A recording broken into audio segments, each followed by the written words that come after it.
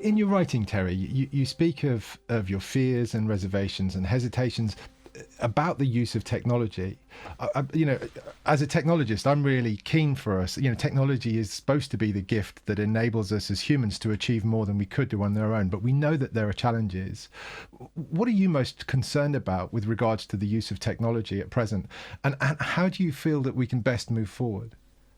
Well, but what concerns me most about it, in fact, is the fact that people can be and are, and some know to their detriment, really brutal. They can pass brutal comments and almost destroy people by some of the remarks they make. And there are certain people, fortunately, they're in a minority, who take a perverse delight in doing that, in just knocking people down and destroying people. That, I think, is one of the big dangers. Um, and I'm not sure how you deal with it other than to recognize it for what it is and to ignore it. That's all I can say. But it's very difficult to ignore.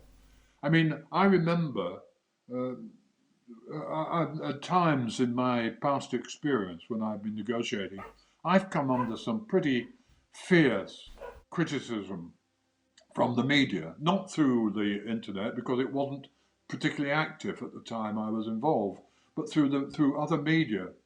And I know how it hurts. It definitely hurts. You can say you've got a thick skin, but you know, everybody, I'm pretty sure feels it to a degree.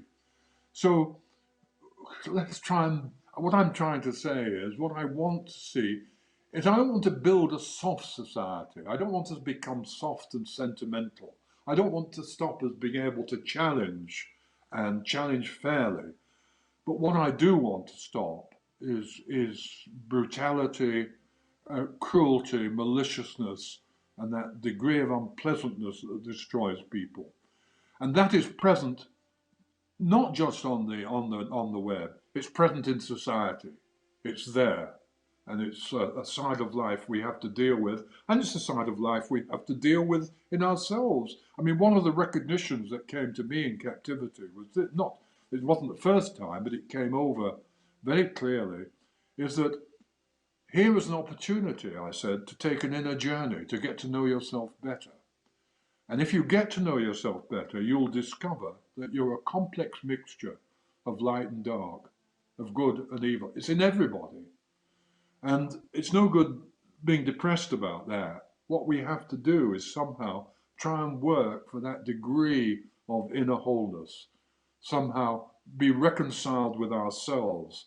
That scriptural saying, love your neighbor as yourself. And somehow we have to be able to learn to love ourselves in order to be able to love other people, not in a sentimental way, but in a realistic way.